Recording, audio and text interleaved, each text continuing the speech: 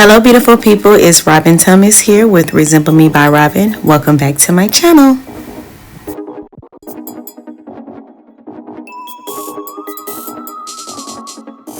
Okay, so on today I'm going to be showing you all a really quick video on how to blow out the kinkiest of natural hair. Okay, so she is coming straight from the shampoo bowl from getting a very cleansing wash, hot oil treatment and deep condition. Yeah, so this is her straight from the shampoo bowl. I'm going to go in and put my protectants in. As you've seen, that's the FAQs keratin and green tea treatment, and she has a ton of hair, so I'm just going to spray it all around to make sure her curls are going to be nicely saturated with that. And then afterwards, I'm going to go in with my Design Essentials Silk Essentials Heat Protectant. And I do put quite a bit of that thermal protectant. I do put quite a bit of that on my hands because she has a ton, I mean a ton of hair. So I put a couple of drops, more drops than I would for somebody who has a lower density. I rub it all in my hands. And then I'm focusing, I love to focus on the ends because those are the oldest parts. But then, of course, as you can see me kind of going in, making sure that the rest of the length of her hair gets some of that protecting as well. And so, no, this is not making sure that her hair is fully saturated with it yet, but I am trying to make sure I'm hitting all of those areas to make sure her hair and strands are fully saturated with it. I'm going to go in with my comb to do my detangling portion of this before actually blowing her hair out. And so just a little note about her hair. So she hasn't been to me in a while, and she gets a little scissor happy when it comes like to her takedowns or her detangles. She just, you know, she has very kinky hair, so sometimes she just finds herself a little frustrated, and then she just says, you know what, I'm just going to cut this little piece. So I want you guys to know ahead of time, as I'm blowing it out, you will see some areas where it's like, ooh, sis. But after this video, we didn't necessarily do a haircut. We did just trim her ends. Because her ends did need trimming pretty bad, but we didn't do an actual haircut because the areas that were cut, I just trimmed those as well, you know, so I separated those from the longer pieces of hairs and trimmed those as well. So what you see me doing right now is sectioning the back of her hair off, and she has so much hair, y'all. I mean, it's, oh my gosh, sectioning the back of her hair off. So what you want to think about when you are blowing out super kinky hair is first being able to work in a very manageable sections. That is where a lot of people's downfall comes in, not working in manageable sections. Another thing I want to say, so this is technically a manageable section for me. Her ends are just in need of being cut. So because of that, I had to break that section down into two so that I could make sure that I was really getting that nice and detangled. That is actually a tip for you guys to know whenever you are in need of a trim, is if when you detangle your hair, it seems like your hair is still tangled. You know, so every time you comb through it, it's like, well, I'm combing through it, but then it takes a while, or you have to go back through it like before you blow dry it, and you have to take your comb and, you know, comb through it again to do the blow dries. You're probably in need of a trim. So after that, I am just twisting the section that I have detangled up, and if you can see me doing it, I'm doing it very tight to keep her hair very stretched, and I'm twisting it all the way to the ends so that we don't have to worry about the reversion or her hair going right back to tangle up. And so then I'm just tying it into a knot so that I can keep it out of the way. And I'm going to continue to do this for the entirety of her head, again in manageable sections. And when I tell you, her hair density is just crazy. Like, she's one of those people that has like a full hairline, just blessed with a very great grade of hair. You know, so I'm going to continue to do the same thing. So I'm trying to get at those ends. And then, of course, you can't hear it in this video, but baby, hey, them things was crackling, okay? Like them Rice Krispie treat cereals. I mean, they were quack, quack, quack, quack, quack, quack. Like, she was like, ooh. I was like, yes, ma'am. Yes, ma'am. We're going to get that off today. And a lot of writers actually would much rather you have ends that are not freshly trimmed, because you do have to worry about like tucking those butt ends can be a headache. It can slow you down a little bit, as it does for me, but I would much rather you have healthy hair as opposed to hair that's not healthy going into a protective style, and then coming out and having to say cut off more than you would have had to if you would have just gotten rid of those ends. So being able to really focus, especially when it comes to moisturizing your hair, right? So I tell my clients when moisturizing to always make sure you go not just on your scalp, but to go to the length of your where you believe your hair stops in your braids. So being able to focus that oil on healthy ends and not focusing on unhealthy ends that's already going to have to come out. You know what I'm saying? It just helps with everything. So again, as you can see, I'm pulling those sections really tight, and I am twisting her hair really tight. And as I'm twisting it, I'm pulling down at the hair that's free to continue to make sure that it's stretching as I'm twisting it and putting it away for us to later blow dry. So I'll let you guys continue to watch this. I think I'm just going to do it like a couple of more times. And then I'll come back when it comes time for the actual blow dry portion.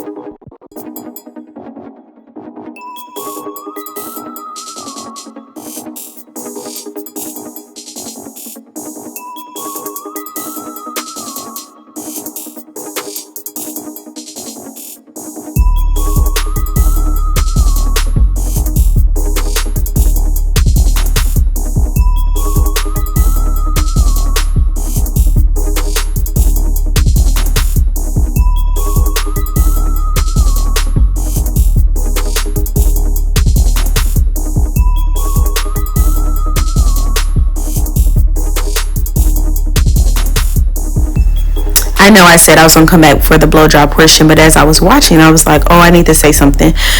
So, and I'm realizing I edited this video probably 2 weeks ago, so I forgot what my edit was. So as I get to the middle of her hair, as we all know, more of our hair is in the crown of our head. I have to do like a little smaller sections to make sure that I'm detangling it. It is or detangling it thorough. Let me finish my sentence. Detangling it thoroughly. It is extremely important to work in manageable sections. Extremely important to work in manageable sections. Extremely important. If you are detangling your hair and you are having the time of your life, you need to make this section smaller, because if you're having trouble doing that, the blow dry is also going to be troublesome for you. Okay, so I just really want to reiterate that part. Make sure you are working in manageable sections. If you are doing it on somebody else's head, of course it's a lot easier because they're in front of you. If you're doing it on your head, you might want to go with even smaller sections because of the way that you have to angle your arms and stuff like that, and you just don't want to have part of your hair completely blown out, and then other parts of your hair not completely blown out because your arms got tired and you're just ready to move on to the next section. So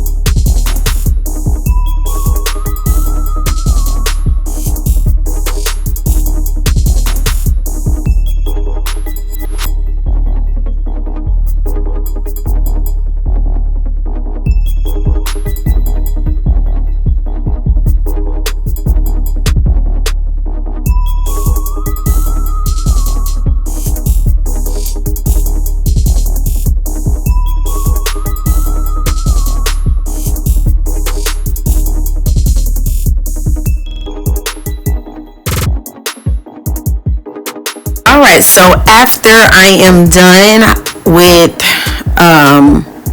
each section, I just remove the twist, and I like to start at the ends of the hair. I start by kind of detangling the ends a little bit to make sure that those are a little straight, because I really don't want I want to stretch it while I'm doing this part, and I don't want it to pop back up or shrink back up, right? And so I start at the ends and take my comb dryer through the ends a couple of times. Then I run over, the length of her hair with the dryer, so that as I'm stretching out the hair, it can dry it a little bit, so that I don't have to like have the comb in the section a lot, if that makes sense. And so I'm actually blow drying her hair on high. Now I'm able to do this. Sometimes with clients, I switch these settings. So I always have it on like high blasting, but I'll go from high heat to medium heat. And I do that by listening to the hair. So if the hair is drying a lot faster than me being able to actually detangle, or me being able to stretch it out like this, I don't want it to dry in its shrunken state, right? So if it's drying faster than I can go through and actually detangle it and stretch it out, then I'll turn it down to medium heat so that it's not drying it so fast. Okay, so same thing, I take it, I focus more so on the ends. I'm going through and detangling it, also because her ends are just need to be gone. So I try to go through and detangle the ends with the blow dryer, try to get them dry, keep that stretched out. I go all around her hair, as it's stretched, to kind of try to blow dry it. Okay, again, so that extremely direct heat of using the comb and stuff, we don't have to do that so many times. You have to remember how delicate our natural hair really is, which is very, very delicate. But also, we do these things to ensure we'll have a better install process. Now, it's different for different people. Everybody has their way that they like for their clients to be prepped. I like it this way because it's easier with parting, it's easier with braiding or twisting the hair down.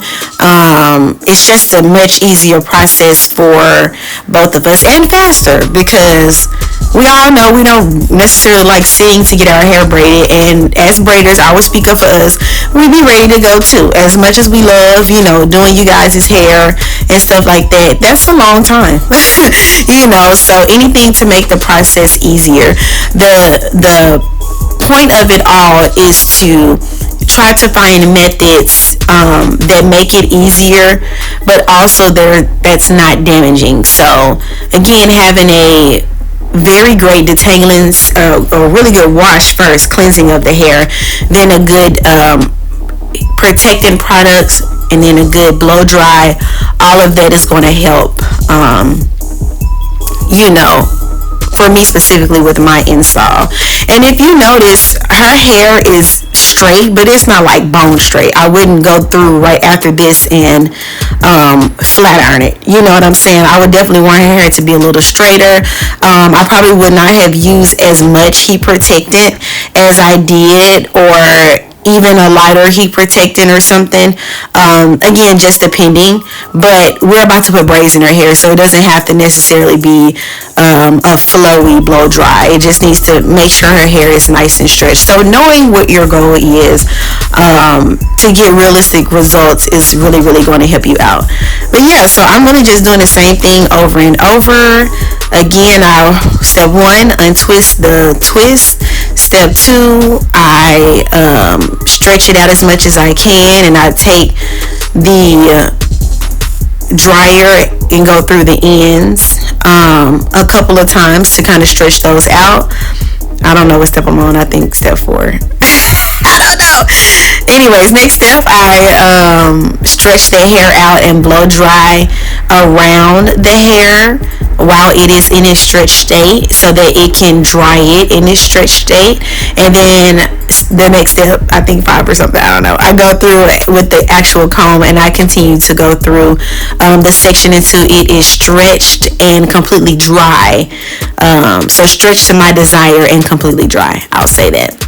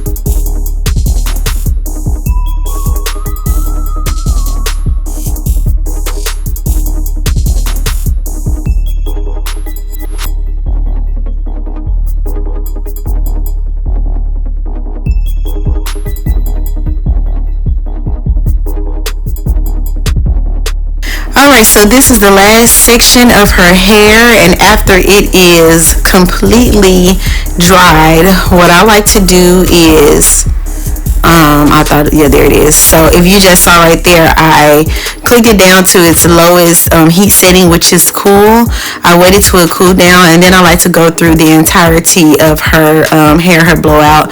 Hot anything, hot water, hot air, opens, those cuticles so that it can dry it. Cold helps to close. So I like to always end that way. So we are complete, and we are ready to get those ends together, because you see them. And then we are going to do her install, which is medium long knotless box braids. Thank you all so much for watching. Don't forget to like, comment, subscribe, and share this video with somebody who may be in need. And I will see you beautiful people next time. Peace and blessings.